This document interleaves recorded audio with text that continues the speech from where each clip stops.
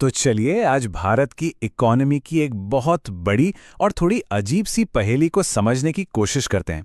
देखिए, एक तरफ तो ये खबर है कि हमारी अर्थव्यवस्था दुनिया में सबसे तेजी से दौड़ रही है, लेकिन वहीं दूसरी तरफ हमारा रुपया है कि लगातार कमजोर होता ही जा रहा है, नए लो बना रहा है। अभी एक ऐसी सिचुएशन है जिसने सच कहूं तो बड़े बड़े एक्सपर्ट्स का भी सर चकरा दिया है। तो सवाल ये है कि आखिर चल क्या रहा है। सवाल बिल्कुल सीधा है और उतना ही बड़ा भी। हम दुनिया की सबसे तेजी से बढ़ने वाली मेजर इकोनॉमी है और फिर भी हमारी करेंसी अपने अब तक के सबसे निचले लेवल पर है। तो असली कहानी क्या है? क्या ये जो ग्रोथ दिख रही है ये सिर्फ ऊपरी चमक है या फिर इस गिरते रुपए के पीछे कोई और ही खेल चल रहा है? चलिए आज इसी पहेली की परतें खोलते हैं। ठीक है, तो इस पड़ताल के पहले हिस्से में हम गहराई से उतरते हैं। सबसे पहले ये देखते हैं कि वो कौन से ठोस सबूत हैं, वो कौन से आंकड़े हैं जिनके दम पर यह कहा जा रहा है कि भारत की इकोनॉमी वाकई में आग की तरह बढ़ रही है। ये वो नंबर्स हैं जो दुनिया भर का ध्यान हमारी तरफ खींच रहे हैं। सबसे पहले जरा इस नंबर पर गौर कीजिए, 7.4%। ये कोई छोटा मोटा आंकड़ा नहीं है।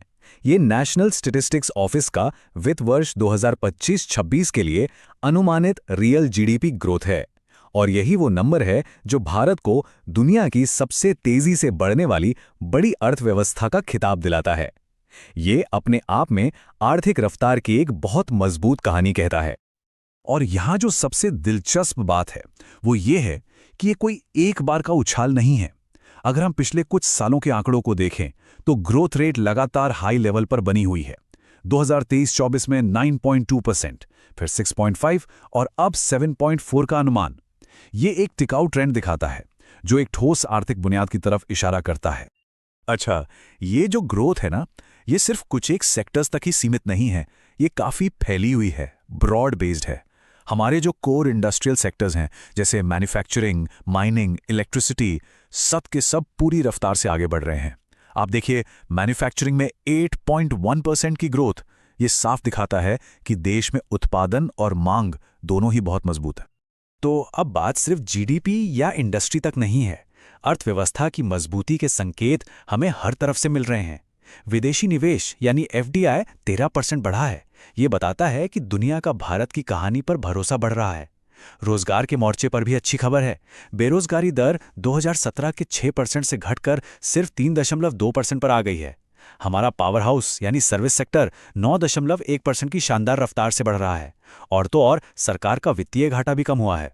ये सारी चीजें मिलकर एक बहुत ही पॉजिटिव, एक बहुत ही मजबूत तस्वीर बनाती हैं।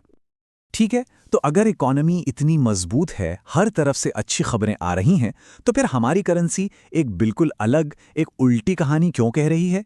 ये इस विरोधाभास का दूसरा और शायद सबसे उलझा हुआ हिस्सा है।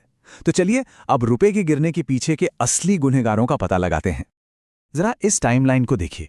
ये रुपए पर जो भारी दबाव है उसे साफ साफ दिखाती है। जनवरी 2024 में जो रुपया $1 के मुकाबले 83 पर था, वो सिर्फ 2 साल के अंदर जनवरी 2026 तक 92 के अपने ऐतिहासिक ऑल टाइम लो पर पहुंच गया। ये गिरावट लगातार और तेज रही है, और यही हमें ये सोचने पर मजबूर करती है कि आखिर ऐसा हो क्यों रहा है। तो रुपए के इस गिरावट के पीछे कौन है? इसे समझने के लिए हम वजहों को 2 हिस्सों में बांट सकते हैं। एक तरफ है बाहरी ताकतें, ग्लोबल फैक्टर्स, और दूसरी तरफ है हमारे अपने घरेलू दबाव। बाहरी ताकतों में सबसे बड़ा विलन है लगातार मजबूत होता अमेरिकी डॉलर और अमेरिका की ऊंची ब्याज दरें, जो दुनिया भर से पैसा अपनी तरफ खींच रही हैं। और फिर हमारे अपने घरेलू कारण भी हैं, जैसे बढ़ता हुआ व्यापार घाटा और विदेशी निवेशकों का हमारे बाजार से पैसा निकालना। ये पूरा मामला आप समझिए एक चेन रिएक्शन की तरह काम करता है। दुनिया में जब भी थोड़ी घबराहट या अनिश्चितता का माहौल बनता है तो बड़े बड़े निवेशक सुरक्षा के लिए अमेरिकी डॉलर में पैसा लगाते हैं।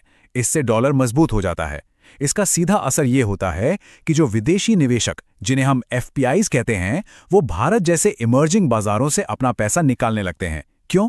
क्योंकि उन्हें अमेरिका में ज्यादा सुरक्षित और बेहतर रिटर्न दिखता है। और जब रिकॉर्ड $18.4 बिलियन देश से बाहर जाते हैं तो बाजार में अचानक रुपये की सप्लाई बढ़ जाती है और डॉलर की डिमांड। नतीजा, रुपये पर जबरदस्त दबाव पड़ता है और वो नीचे गिरता है।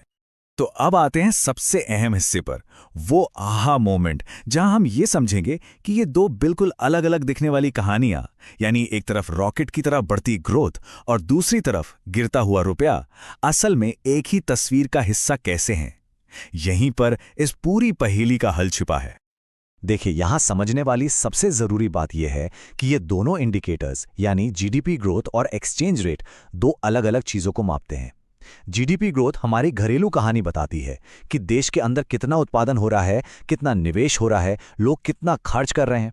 वहीं एक्सचेंज रेट यानी रुपए का भाव ज्यादातर बाहरी चीजों से तय होता है, जैसे हमारा दूसरे देशों से व्यापार कैसा है, विदेशी पैसा कितना आ रहा है या जा रहा है, और दुनिया भर के निवेशकों का मूड कैसा है। इसीलिए ये मुमकिन है और अक्सर ऐसा होता भी है कि ये दोनों अलग अलग दिशाओं में चले। और इस बात की पुष्टि हमारे देश के मुख्य आर्थिक सलाहकार भी करते हैं। उनका बयान बहुत दिलचस्प है। वो कहते हैं कि रुपया अपनी क्षमता से कम प्रदर्शन कर रहा है, मतलब पंचिंग बिलो इट्स वेट। उनके कहने का मतलब साफ है कि रुपये की जो आज की कीमत है वो भारत की अर्थव्यवस्था की असली ताकत को नहीं दिखा रही। ये बाहरी दबावों से ज्यादा प्रभावित है। और अगर हमें लगता है कि ये सिर्फ हमारे साथ हो रहा है तो ऐसा नहीं है। ये तुलना दिखाती है कि भारत अकेला नहीं है। ब्राजील, दक्षिण अफ्रीका, इंडोनेशिया, ये सब भी तेजी से बढ़ती अर्थव्यवस्थाएं हैं, लेकिन ये सभी मजबूत अमेरिकी डॉलर के कारण अपनी करेंसी पर दबाव महसूस कर रही हैं। ये इस बात को और पुख्ता करता है कि ये एक ग्लोबल ट्रेंड है, न कि सिर्फ भारत की कोई अंदरूनी कमजोरी। तो इस पूरी पड़ताल और विश्लेषण के बाद हम किस नतीजे पर पहुंचते हैं? असली तस्वीर क्या है? क्या हमें ग्रोथ के आंकड़ों पर खुश होना चाहिए या फिर रुपए की हालत देखकर चिंता करनी चाहिए? चलिए फाइनल वर्डिक्ट देखते हैं।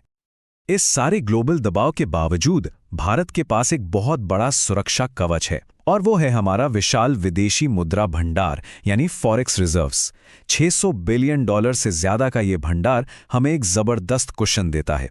इससे हम लगभग 11 महीनों के अपने इंपोर्ट बिल्स चुका सकते हैं और अपने 90% विदेशी कर्ज को कवर कर सकते हैं।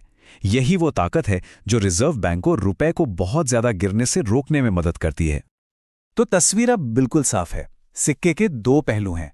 एक तरफ हमारी असली ताकतें हैं, 7.4% की जीडीपी ग्रोथ, मजबूत निवेश, एफडीआई और बेहतर होते रोजगार।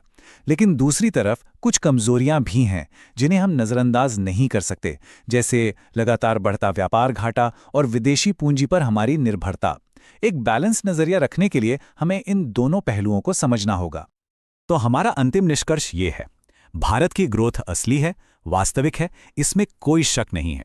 और रुपए की जो गिरावट हम देख रहे हैं वो भारतीय अर्थव्यवस्था की किसी अंदरूनी बीमारी का नहीं, बल्कि खराब ग्लोबल वित्तीय मौसम का एक लक्षण है। इसे ऐसे समझिए कि हमारा आर्थिक इंजन तो मजबूत है, बस वो एक तूफानी वैश्विक समंदर से होकर गुजर रहा है। इस विरोधाभास का जवाब तो हमें मिल गया, लेकिन यह हमें भविष्य के लिए एक और भी बड़े सवाल के साथ छोड़ जाता है। सवाल ये कि इस लगातार बदलती और अस्थिर दुनिया में भारत का ये जो लचीलापन है, ये जो रेजिलियंस है, वो बढ़ते हुए ग्लोबल जोखिमों पर कब तक जीत हासिल कर सकता है? ये एक ऐसा सवाल है जिसका जवाब हमें आने वाला वक्त ही देगा।